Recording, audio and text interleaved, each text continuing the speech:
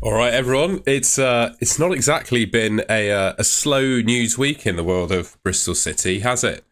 I've been home for a roast dinner, and I checked Twitter, and we're apparently potentially going to get taken over by the Saudi Arabian, which could be quite exciting. I hope everyone's doing well in the chat. I see we got a few people in there already. Good to see you, Callum, Danielle, and Mike. Yeah, mad, eh? Potential takeover from a Saudi Arabian businessman. Now, I am, of course, not sure if it's true, first of all. That's the first thing I'm going to say. But I figured it would make quite an interesting live stream to talk about it regardless. I think, if I'm not mistaken, it was originally reported by The Sun. So I'm going to stay impartial on my review of newspapers. But it was originally reported by The Sun.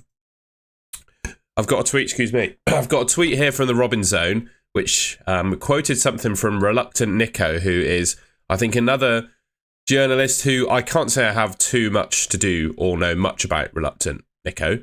But he comes with a mixed reputation from people I've spoken to. But it looks like he's looking to take over at Bristol City. I recognise him almost immediately as the guy that does loads of boxing work. And by the looks of it, he's basically single-handedly taken over boxing through Saudi Arabia, basically.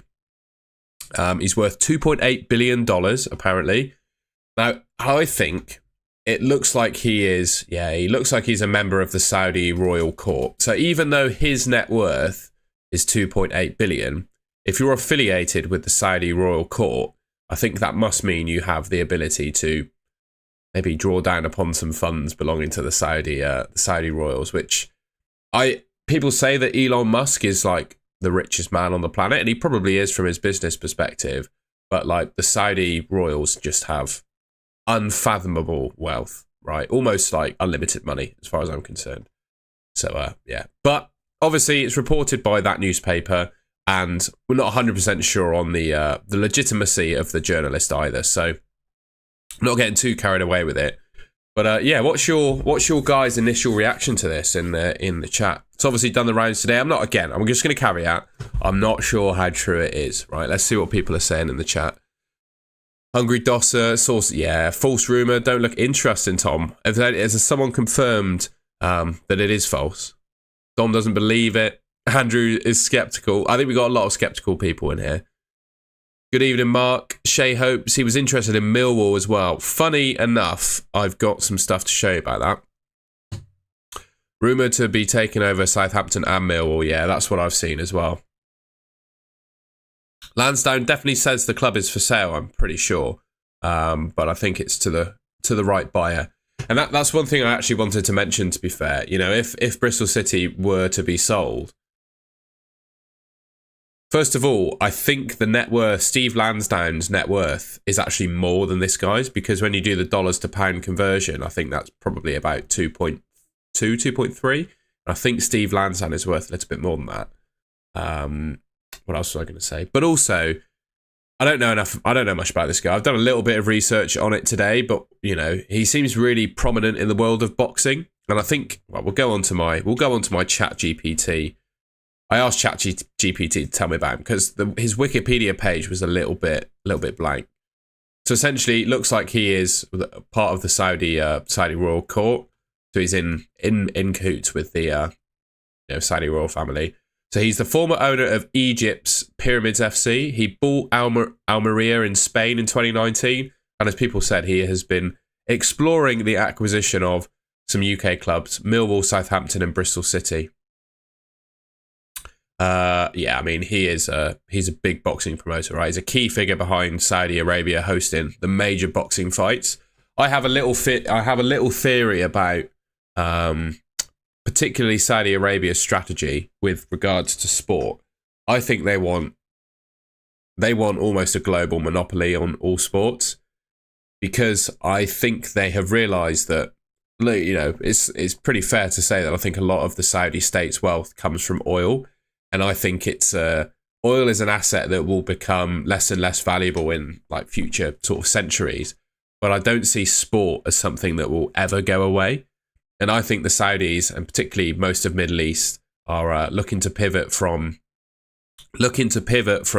oil money to sports, basically, and they're going for a big run in sports. So hence why he's got on all of the key boxing fights. So yeah, Fury and Ngannou, Usyk Fury is behind all of them. So he's pretty, well connected, I'd say.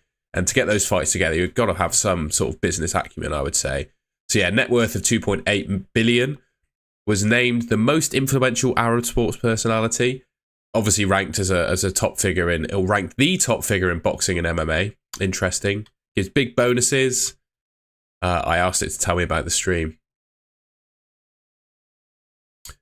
So yeah, he's arguably the single most influential architect behind the modernization of Saudi sports and entertainment, particularly in boxing. Perfect, obviously. He's also he's a no-nonsense persona, apparently, regularly calling out promoters and fighters, adding drama. Interesting. Let's see if there's anything interesting there. I think it's particularly Bristol City. And if I remember correctly, there were some changes on Company's House at like May time, where Steve Lansdown relinquished some of his shares in Bristol in Bristol City Football Club. But I don't know exactly how that would work. I don't sit across the business to know that. So I just saw a tweet from Rob, BS3 Rob. He seems pretty influential in the Bristol City community. And apparently it has some legs. Talks led by Sheikh Anvhak, who is... What I was conscious of is whether this is a troll as well. This could be a troll. But if he's joking, because I remember there were some replies in the tweets of an old advert, and I'm quite young, so I don't know if this is a troll. But anyway, certainly looks like it's got some legs in it. Apparently, this might be a troll tweet. We'll see. And then here's the report from the Sun. I think it was originally This news was originally broken by the Sun. So yeah, boxing dealmaker Turki Alalshikh looking into takeover for championship. Sleeping giants. We're a sleeping giant according to the Sun. But yeah, looking to take over Bristol City apparently. So yeah, potential that in the space of 1 week, Bristol City get a new manager who I think, fair to say, we're all pretty excited about. Rob's taking the piss, fair enough. I actually don't get it, to be fair. I was sceptical as to whether it was a joke, but I am. Sheikh Anvhak, of course. I'm glad I didn't take that one too seriously. Because I could have been absolutely had by that one. I've been done before by someone's troll tweets. I'm probably too young. Am I too young to get the joke? I'm 28, by the way, for what it's worth. So yeah, anyway, we can all have a laugh at that joke. Not at my expense for once. And yeah, obviously, first reported by the Sun. What I'm going to do is I'll put his... There we go. That's what we know about him. I'll look at the chat. Does all the big boxing fights Europe in 5 years. Hopefully, Dylan. Let's see. Can't be too upset. Yeah, that's... I don't know how... I've stayed very impartial on my personal opinion about it. I think one thing I will say is the city of Bristol, we know how it leans politically, right? Not going to say where I don't really do politics, to be honest. But it would be interesting to see around the city of Bristol and amongst the wider sort of Bristol City fan base how a takeover like that would be received. I remember when Newcastle obviously got taken over by Saudis, there was quite a bit of backlash to that. Just an observation. That's what happens, I think, in this country when a Saudi Arabian businessman wants to take over a business. And also, it says his net worth is 2.8 billion. If he's got connection to the Saudi royal family, his net worth is not an issue. That's one thing I definitely would say. This bloke has multi-sports interests, so I would think Bristol Sport. Fair enough. Hungry Dosser. Yeah, fair enough. They were legal changes in the UK. Oh, okay. Yeah, of course, because the Lansdowns reside either in the Channel Islands or elsewhere, don't they?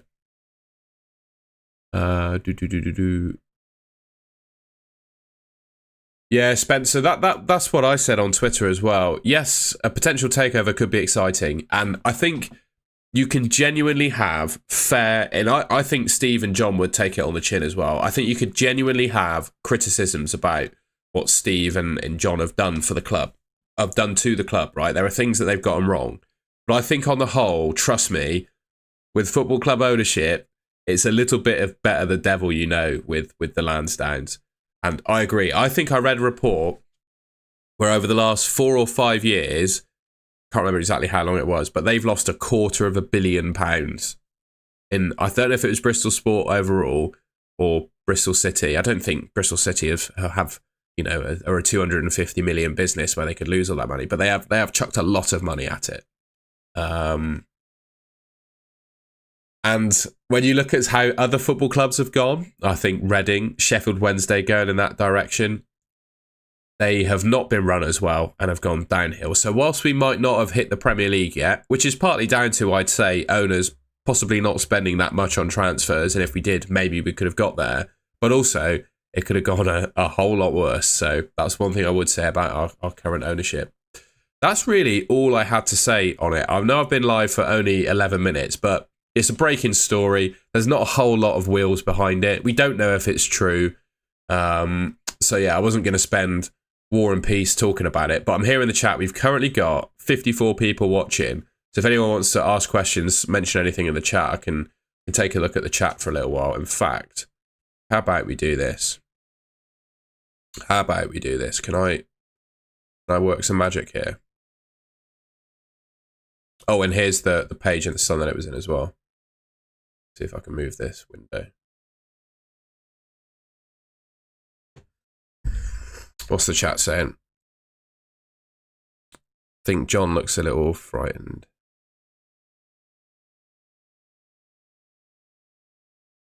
I think he did a pretty good job in the press conference, mate. I think he treads carefully around the technicalities of football and probably delegates quite a lot of that to his team, which he's got every right to be fair.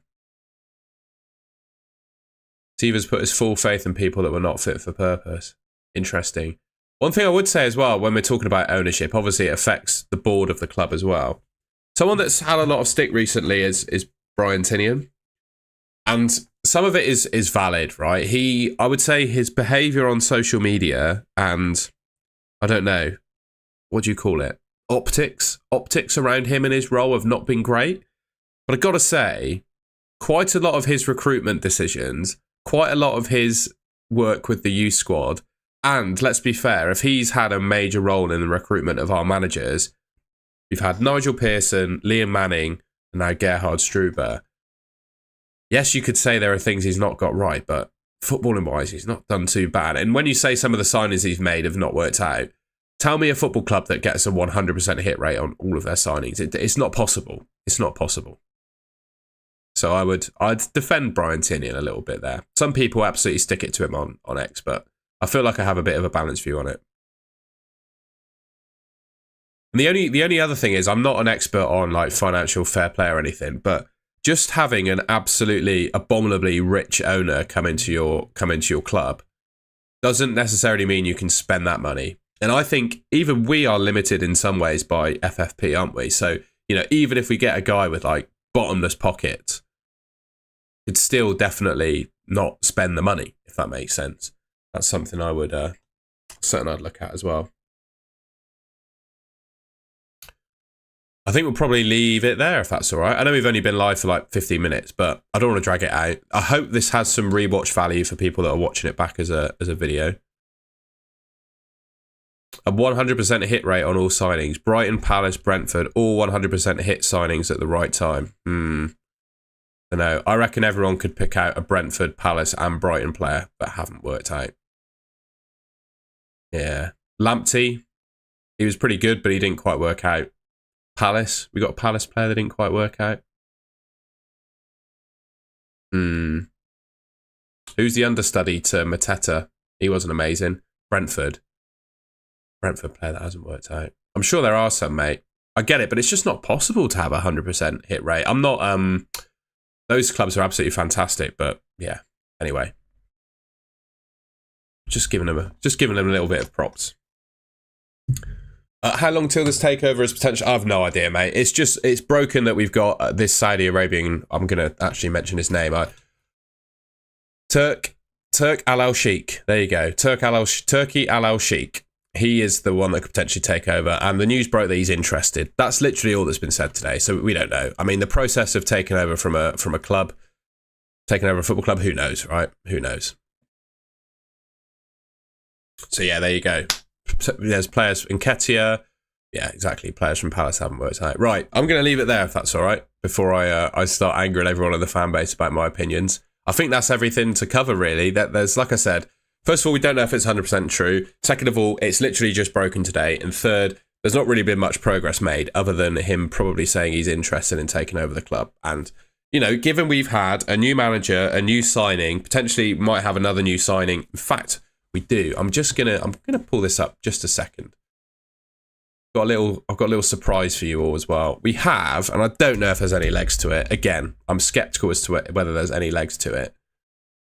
But we've got a Roy the Alien tweet again, ladies and gentlemen. Oliver Casey, I don't know how true it is. Oliver Casey, I think he plays for Blackpool at the moment. Roy the Alien has said that a Bristol City bid has gone in for Oliver Casey. So I'm going to see if Febs has got anything on him, actually. Feb's the absolute goat. Let's see if he's got anything on Oliver Casey. He usually has some sort of report. No, he's got nothing. That's the latest tweets. Anyway, Oliver Casey, that's the thing that's doing the rounds at the moment. All right, we'll leave it there. Thanks, everyone, for watching. 64 people we've got on the stream at the moment. Absolutely fantastic. Only 8 likes, though. So if you could leave a like on the stream, I'd really appreciate that. And if you haven't already, please subscribe to the Robin's Nest YouTube channel. And yeah, I'll catch you later. Cheers, everyone.